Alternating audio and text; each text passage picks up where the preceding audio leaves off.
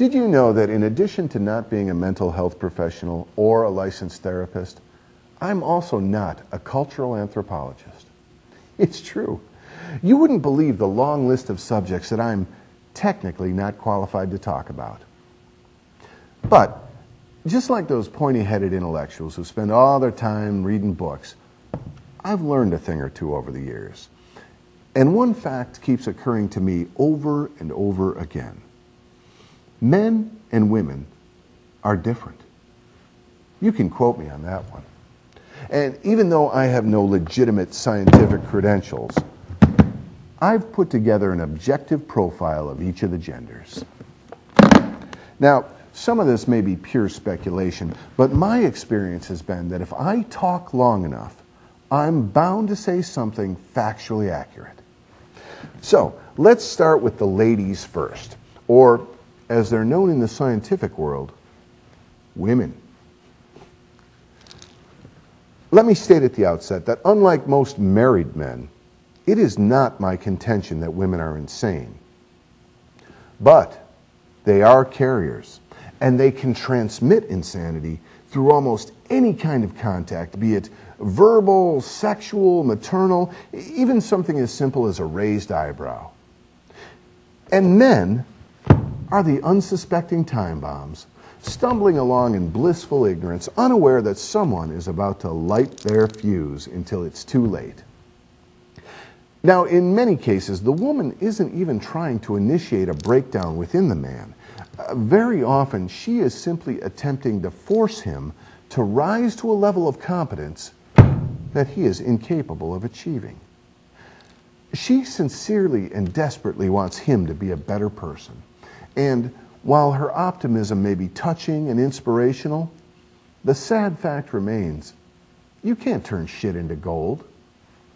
And the poor simple-minded man is now confused and agitated, unable to comprehend what all the fuss is about.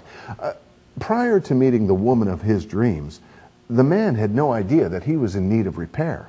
If someone had suggested to him that he might have room for improvement, his response would have been something along the lines of, "Who cares?" Once he becomes ensnared in a meaningful relationship, however, the man can strive for apathy all he wants, but his significant other has now deemed it her life's work to make him care. Let me reiterate, I am not blaming anyone for this hopeless state of incompatibility. It's simply a design flaw, a glitch in the system, a fluke of nature, a cosmic joke on the species that we all just have to learn to live with. While men and women will always be drawn to each other, they will never fully understand each other. And because of this, horrible institutions like divorce court and TV sitcoms will continue to flourish. God help us all. All right, it might seem like I'm being a little hard on the women, so let me talk about the men for a while. Now, if we're to believe everything we've been fed by the TV talk shows, the inescapable conclusion would be that men are dogs. Well, I'm here to tell you that that is not true. Men are not dogs. Dogs are loyal. You know, science has proven that if you leave a man alone in a room for an extended period of time, he will eventually develop a relationship with a chair.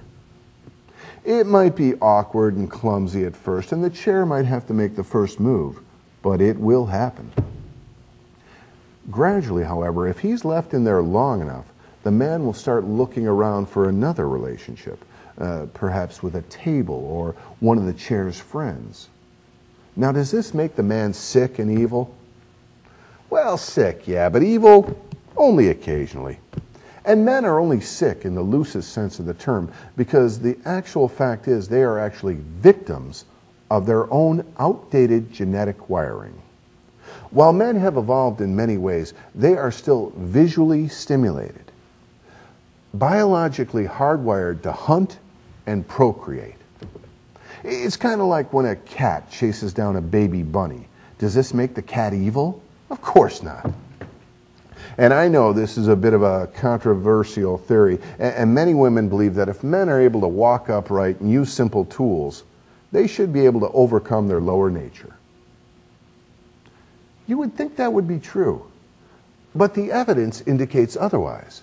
While some men have acquired the ability to read and write and go to the store for milk, they've also retained the potential to regress into a lowbrow caveman at the drop of a hat. So does this make women morally superior? Oh no, quite the contrary. Women are acutely aware of the man's inherent weakness and have been exploiting it since the dawn of time. Makeup, jewelry, lipstick, nail polish. These visual aids are not designed to arouse a man's intellect. These dazzling and provocative tools are being cast out there like fishing lures to reel in the big dumb man-fish who can't help being attracted to bright shiny objects. It's a pretty crude state of affairs, but as the kids like to say these days, it is what it is. Okay, so now we've established that men and women are different. Not exactly a groundbreaking conclusion, but a fact that needed to be established nevertheless. So where do we go from here? Is there no hope for human compatibility? Is it possible that Mike Preston, relationship expert, is going to leave without offering us a solution? Well, anything's possible, but let's forge ahead anyway.